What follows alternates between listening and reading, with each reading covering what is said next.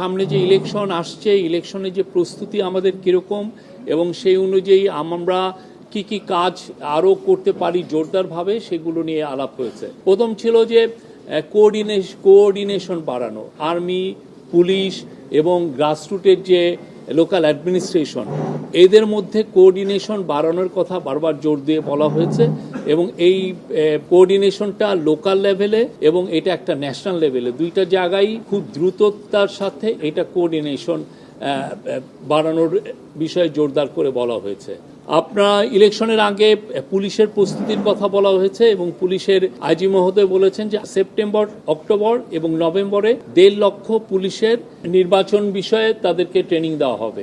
ইলেকশনকে সামনে রেখে আপনারা জানেন যে প্রচুর ডিসইনফরমেশন অলরেডি সার্কুলেট শুরু হয়েছে, সামনে এটা আরো ইন্টেন্সিফাই করবে। তো এইটাকে সামনে রেখে ন্যাশনাল ইনফরমেশন একটা সেন্টার, যেখানে আমরা খুব দ্রুততার সাথে এই ডিসইনফরমেশনগুলোকে আমরা ডিবাঙ্ক করতে পারবো, সেইটার একটা ক্রিয়েট করার চিন্তা ভাবনা হচ্ছে এবং এটা নিয়ে অনেক বিশদ আলোচনা হয়েছে।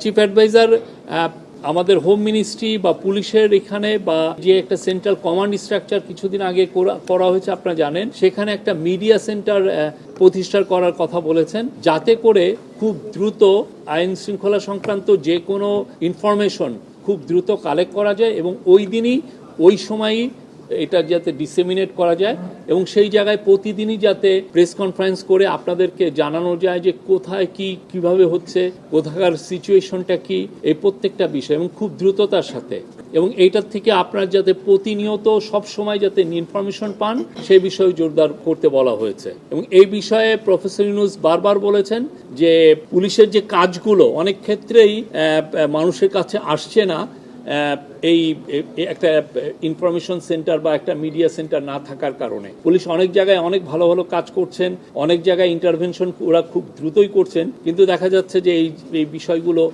আমাদের অনেকের কাছেই জানা থাকছে না। সেই জন্য এই মিডিয়া সেন্টারটা এটা এইভাবে কাজ করবে। আরো অনেক বিষয়ে আলাপ হয়েছে।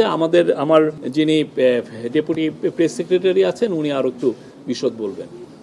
ধন্যবাদ।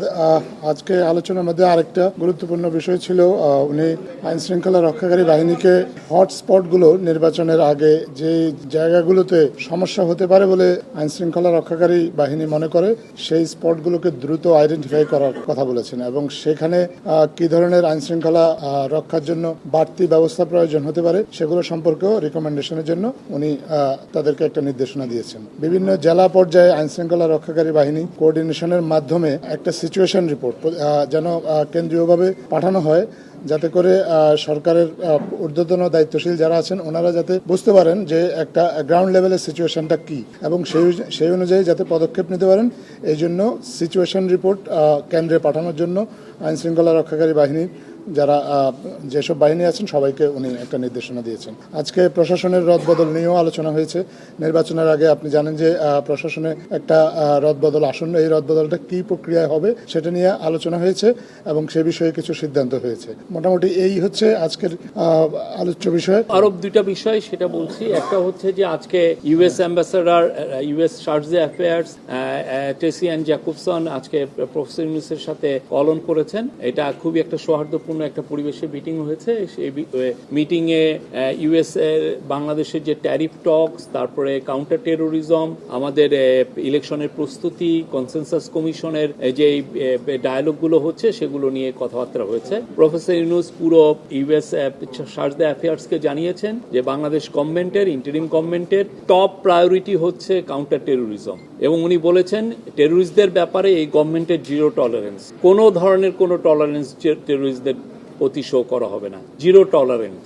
উনি এটা ব্যক্তহীন কণ্ঠে জানিয়েছেন। আর আজকে আপনি জানেন আজকে রাতে আমাদের প্রতিনিধি দল ইউএসএ যাচ্ছেন। আজকে টক্সটা শুরু হওয়ার কথা, ট্যারিফের টক্স হওয়ার কথা। সেইটা আমরা আশা করছি যে এই টক্সটা ভালোভাবে কনক্লুশন হবে এবং আমরা এই প্রতিনিধির সাথে, যদিও টক্সে থাকবেন না, বাট প্রতিনিধির সাথে একটা গ্রুপ অফ বিজনেসম্যানও যাচ্ছেন।